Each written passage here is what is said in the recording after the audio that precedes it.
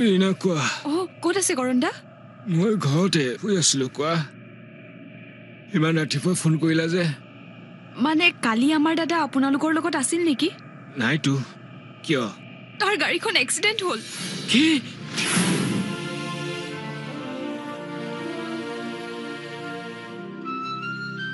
কি হৈ আছে মই একো বুজি পোৱা নাই যদি পলাইছে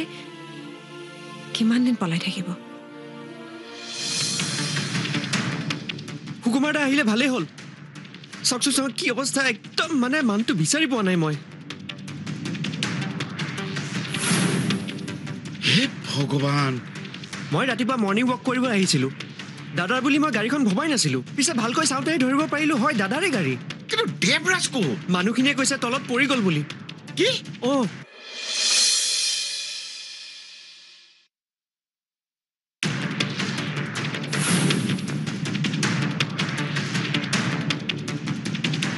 কেনেকৈ হ'ল এইবিলাক কেনেকৈ হ'বলৈ পালে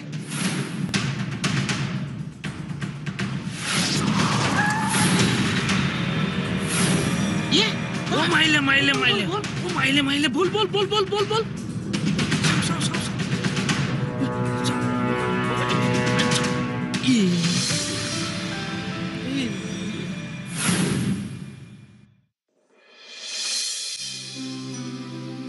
বাচি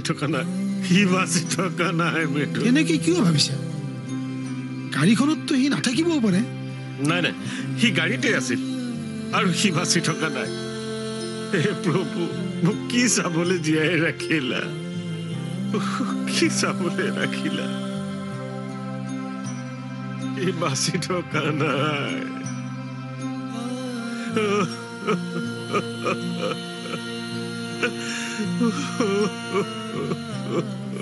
হেৰি আপুনি তাক এনেকৈ চাই থাকিব নে হস্পিটেললৈ লৈ যাব চাওক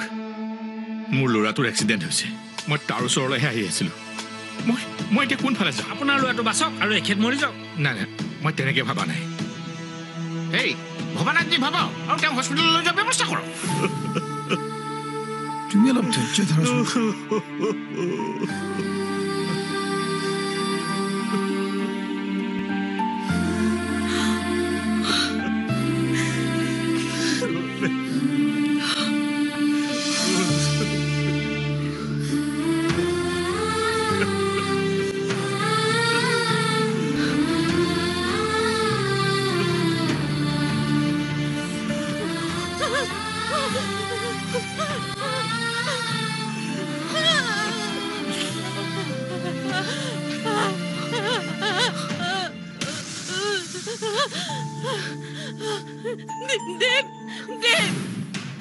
মই কৈছোঁ নহয় তাৰ চিকিৎসাৰ নামত যিমান পইচা খৰচ হয় সকলো খৰচ কৰিবলৈ মই ৰাজি আছোঁ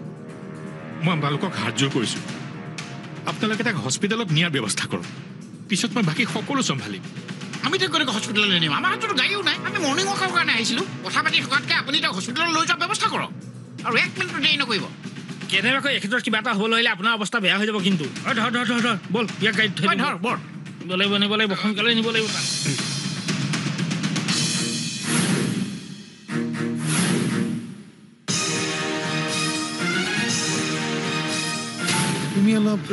তুমি অলপ ধৈৰ্য ধৰাচোন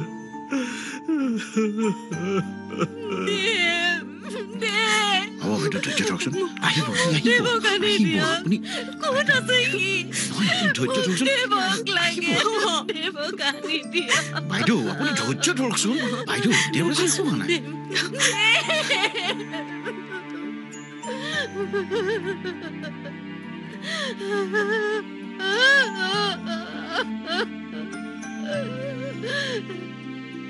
অমৃতা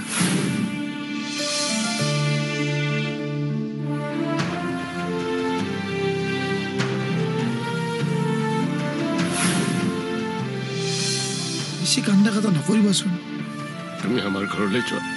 আৰু শান্তনক কথাখিনি কোৱা আৰু তুমি মই অমিৰ লগত থাকিম ঠিক আছে বাৰু যোৱা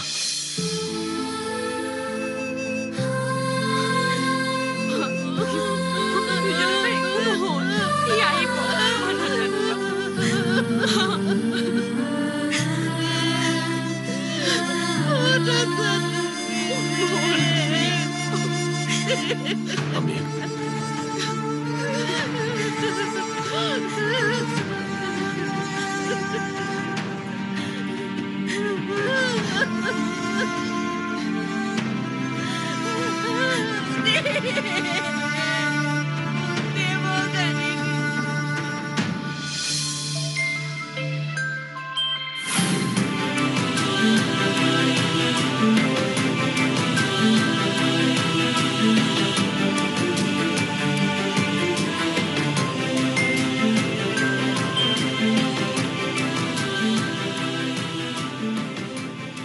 এক্সকিউজ মি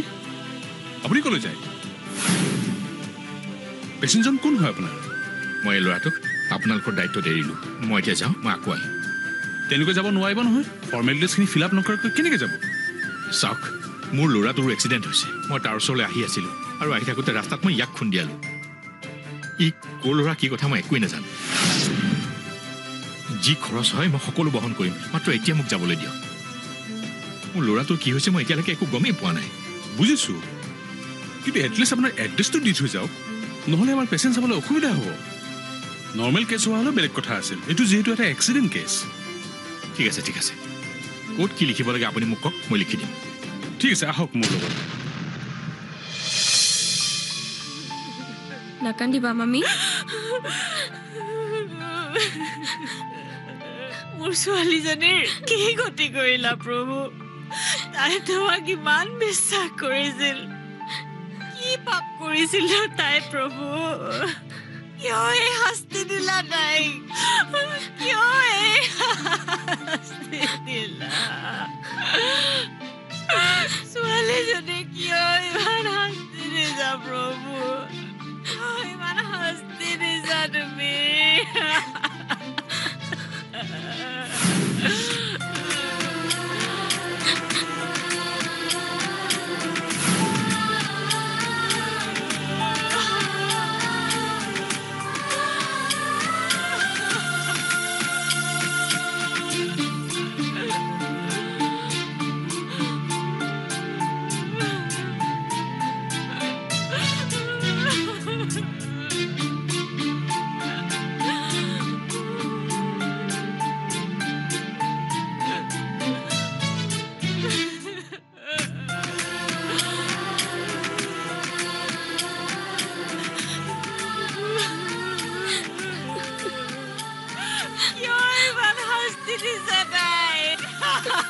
শংকৰ ক'ত যোৱা শংকৰ বাৰ ওচৰলৈ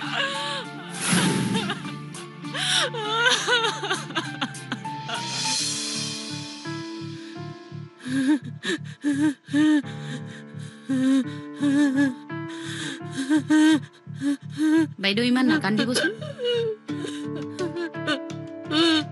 অলপ ধৈৰ্য ধৰক মা এই পানী আনাচোন মা উঠা না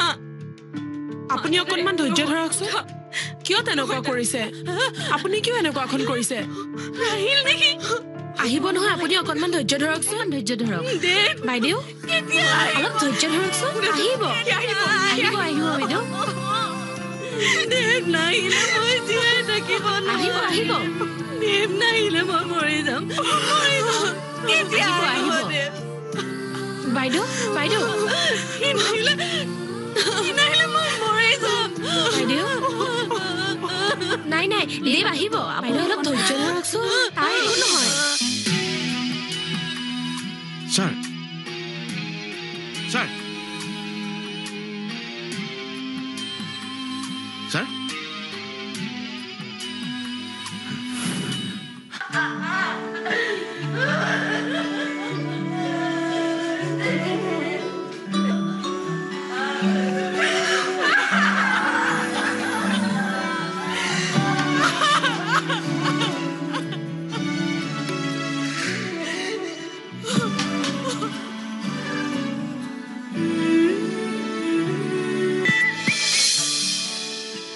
সঁচাকৈয়ে গুচি গ'ল নেকি আপুনি মোক একো নোকোৱাকৈ গুচি গ'ল কম বুলি ইমান ফাঁকি দিলে সঁচা মিছা একো নেজানিলোৱে মই ইমান জঞ্জালৰ মাজত মোক এৰি থৈ গ'ল কিয় হৰাপাতে লিখে ফাগুনৰে কাহিনী আছাহি তুমি ভাৱনা আৱৰি অধৰৰ গোপনি তোমাৰ নাম বাগৰে ধূলিব আবেলি হৰাপাতে হাঁহিলে ৰুৱাহি কাষতে মোৰ হৈছে নাকি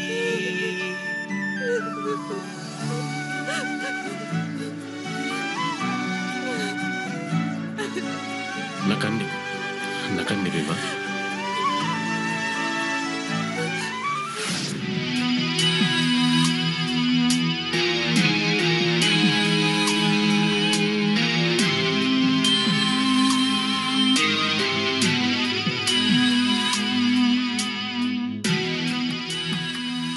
স্যাৰ স্যাৰ স্যাৰ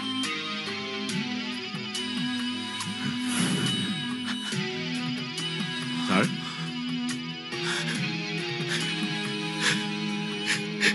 স্যাৰ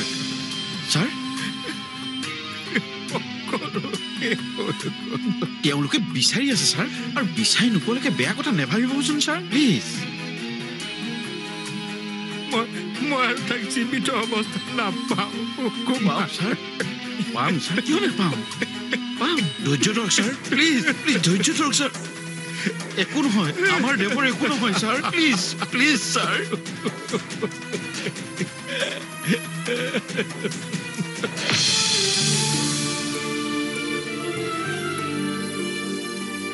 গজ অকণমান লৈ আহাচোন অ'কে ছাৰ দেৱ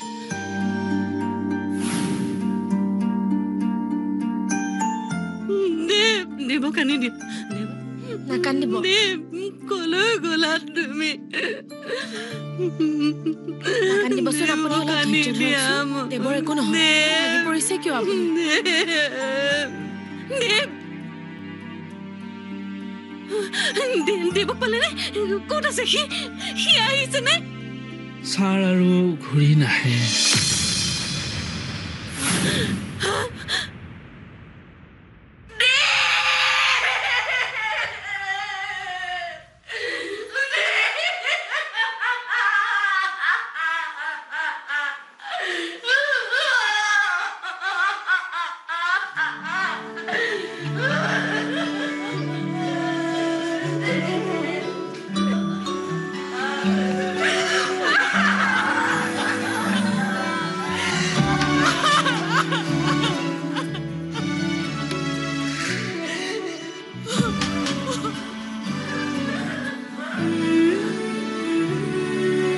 হৰাপাতে লিখে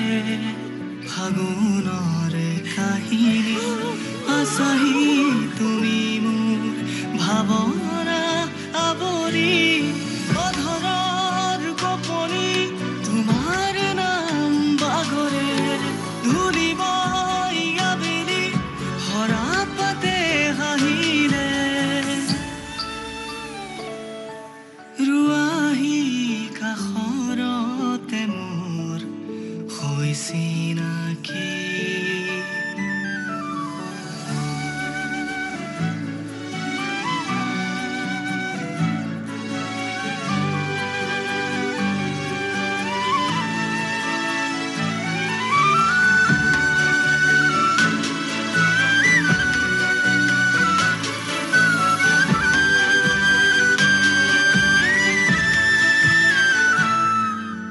হেঁপাহতে জানো লাগে নিয়তিৰ গ্ৰহণ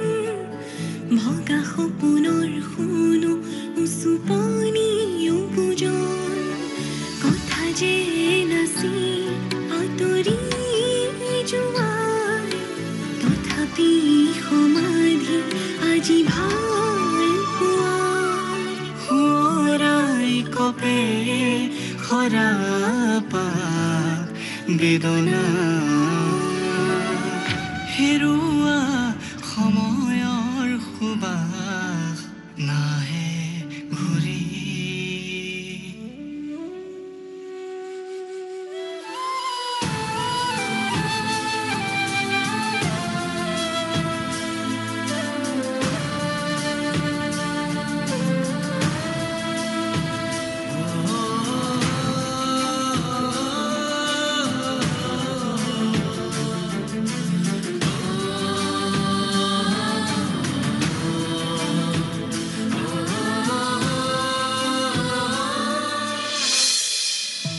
কি কৰিম কেনেকৈ অফিচৰ কামবোৰ আগবঢ়াম মই একো ঠিক ভাবিব পৰা নাই দাদুল একো ভাবি নাপালে কেনেকৈ হ'ব হুকুমাৰ দা আংকলৰ ঘৰখনৰ এনেকুৱা এটা পৰিস্থিতি আমিয়ে কামবোৰ আগবঢ়াই লৈ যাব লাগিব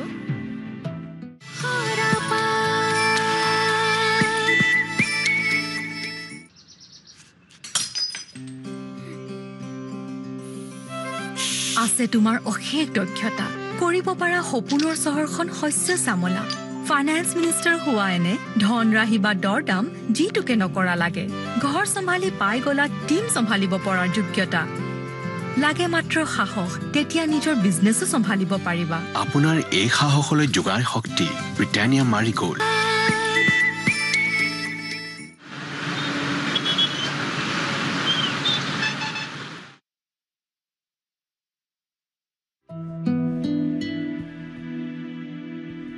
কি কৰে এতিয়া হুকুমাৰ দা যি কি নহলেও আমিতো আমাৰ কামখিনি কৰি যাবই লাগিব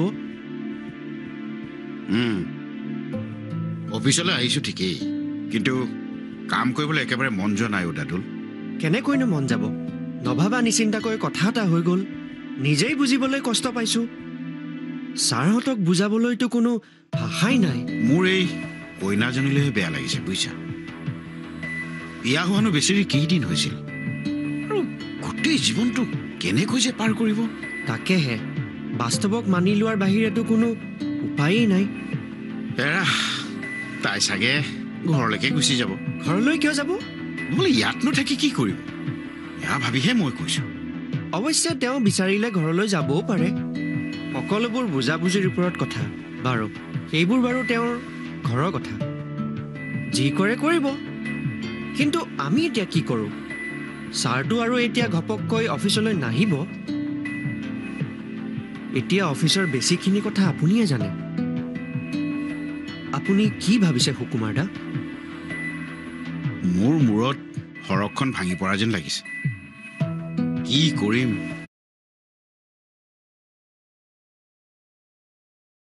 Children who learn English before the age ভাবি নাপালে কেনেকৈ হ'ব হুকুমাৰ দা আংকলৰ ঘৰখনৰ এনেকুৱা এটা পৰিস্থিতি আমিয়ে কামবোৰ আগবঢ়াই লৈ যাব লাগিব দেৱৰাজ দা হেৰাই গ'ল সেই বুলিতো সিহঁতৰ ঘৰখনক আমি হেৰাই যাব দিব নোৱাৰো এই অফিচটোৰ মাজেৰে আমি সিহঁতৰ ঘৰখনক জীয়াই ৰাখিব লাগিব আমি এতিয়া সিহঁতৰ কাৰণে জীয়াই থকাৰ শক্তি আমিয়ে যদি হা সমনীয়া কাঢ়ি বহি থাকো তেওঁলোকৰ ঘৰখনৰ প্ৰতি অন্যায় কৰা নহ'বনে আপুনি যদি অসুবিধা পাইছে হুকুমাৰ দা তেন্তে দায়িত্ব মোক দিয়ক মই চলাম অফিচ দুখ মোৰো লাগিছে কিন্তু মই বাস্তৱক স্বীকাৰ কৰিব জানো আমাৰ কামৰ মাজেৰে আমি দেৱৰাজ দাক জীয়াই ৰাখিব লাগিব আৰু আমি এনেকৈ কাম কৰিব লাগিব যাতে আংকলে দেৱৰাজ দা নথকা কথাটো অনুভৱে নকৰে তুমি ঠিকেই কৈছা অফিচটো জীয়াই ৰাখিলেহে ছাৰহঁত জীয়াই থাকিব আৰু সেইকাৰণে মই অফিচটো চম্ভালি ল'ব বিচাৰিছোঁ যদিহে হুকুমাৰ দাই মোক পাৰ্মিশ্যন দিয়ে